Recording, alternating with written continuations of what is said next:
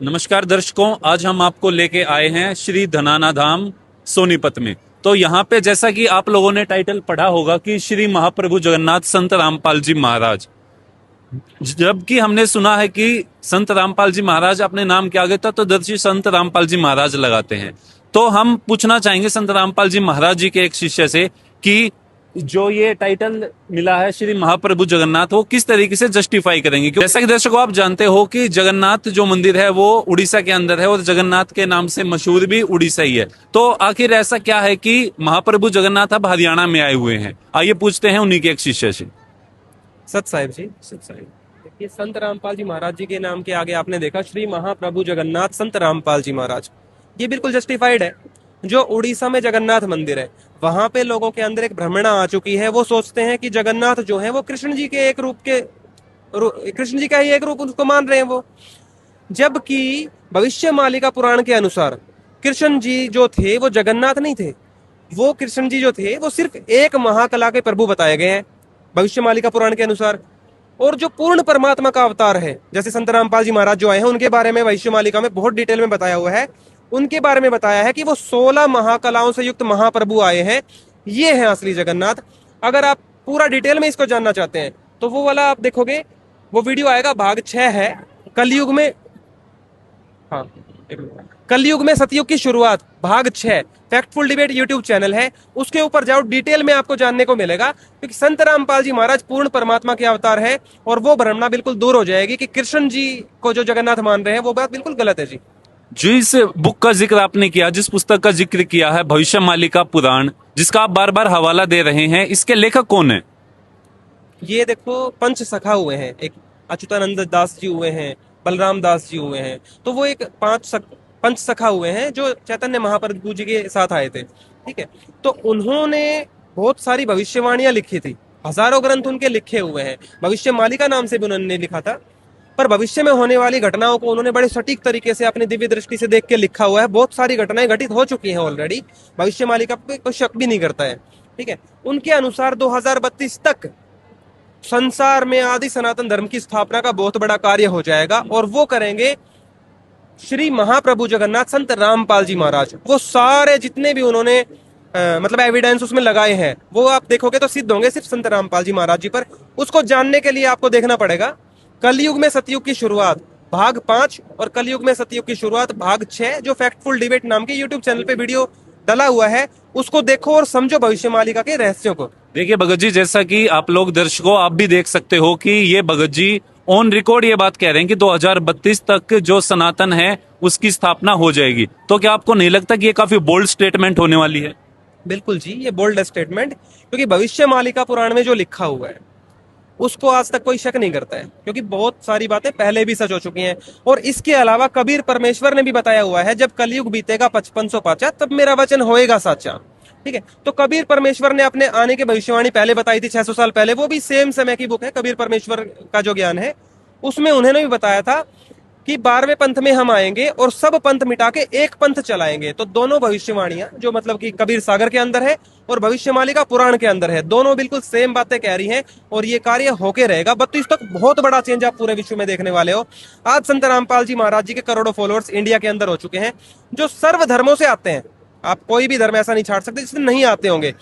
धर्म जाति सबका भेदभाव वो खत्म कर ही चुके हैं करोड़ों के अंदर, और अरबों के अंदर होते हुए ज्यादा समय नहीं लगने वाला।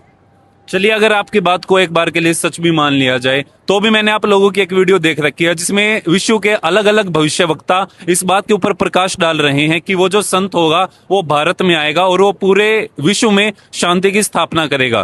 क्या ये वाली भविष्यवाणियां जो उस वीडियो के अंदर बताई गई हैं और भविष्य मालिका पुराण के अंदर जो भविष्यवाणियां हैं, क्या ये आपस में मेल खाती हैं अथवा नहीं? बिल्कुल मेल खाती हैं। जो अन्य देशों के भविष्य वक्ता हैं, जैसे अमेरिका की फ्लोरेंस है, एक इंग्लैंड के कीरो हैं, और योगी आनंद जी हुए हैं, उन्होंने भी बताया हुआ है। जय गुरुदेव मथुरा वाले इंडिया वाले हैं, उन्होंने बताया हुआ है। इवन रविदास महाराज जी की भी कुछ वाणियां वायरल होती हैं, कबीर साहब ने बताया हुआ है। तो सभी संतों ने इस जो ये घटना आज हो रही है, इस सब को अपनी दिव्य दृष्टि से देख के पहले ही रिकॉर्ड करके लिखा हुआ है। आज बस वो घटित हो रहा है। इनके लिखने और ना लिखने से चेंज तो नहीं होता है, पर बस ये पता चल जाता है कि भाई ये चीजें परमात्मा ने पहले से सुनियोजित ढंग से करी है। ये बस इससे सिद्ध होता है, होगा ये जरूर। आज के टाइम पे दर्शकों, जैसा कि आप लोग जानते हो कि ईरान इजराइल का जो युद्ध है वो किस हद तक बढ़ा हुआ है। क्या इन सबको देखते हुए भी आप इस बात पे अभी तक अड़िग हो? क्या ये बात अभी भी अकाट्य है कि वो संत पूरे विश्व में शांति की स्थापना कर चुका होगा? बिल्कुल बिल्कुल। देखो, संत रामपाल जी महाराज जी ने अभी 3 दिन का यहाँ पे महायज्ञ रखा था विश्व शांति के लिए, और आज ये संपन्न हुआ है यज्ञ। आप देखो, आज ही ट्रंप का बयान आ गया है कि ईरान से जो इनका युद्ध चल रहा था, कह रहे हैं उसका हम समापन कर रहे हैं। तो आप देखिए, ऑलरेडी विश्व में इसका प्रभाव आप देख रहे हैं, और ये जो पॉजिटिविटी यहाँ से फैल रही है पूरे विश्व में जाएगी, सबकी बुद्धि सुधरेगी आगे आगे, और विश्व युद्ध की जरूरत ही नहीं पड़ेगी अगर सब इस ज्ञान को टाइम से समझ जाएंगे। तो परमात्मा दया कर रहे हैं जी, ये होके रहेगा।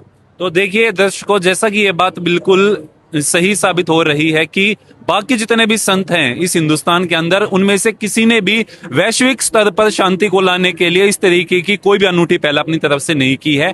केवल और केवल संत रामपाल जी महाराज जी हैं जिन्होंने वैश्विक स्तर पर एक अनुष्ठान को आयोजित कराया है। इसमें एक चीज ऐड करना चाहूंगा, जिन संतों की आप बात कर रहे हो उनमें से अधिकतर जो भारत में संत नाम से कहते हैं, संत की परिभाषा से तो दूर है वो बहुत।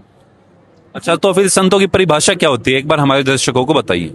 देखो, संत की परिभाषा है जो परमात्मा के ज्ञान से पूर्ण रूप से परिचित हो, और जो परमात्मा के ज्ञान से परिचित होगा तो वो ये भी जानेगा कि सभी विश्व के मानव एक ही परमात्मा की संतान है।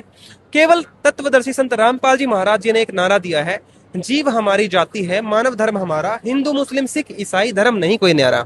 बाकी जो संत भारत में आज बने बैठे हैं वो तथाकथित संत है, संत की परिभाषा में खरे नहीं उतरेंगे वो तो एक अपने धर्म की बात करते हैं, दूसरे धर्म से लड़ाने की बात करते हैं, तो वो संत वाले काम भी नहीं कर रहे।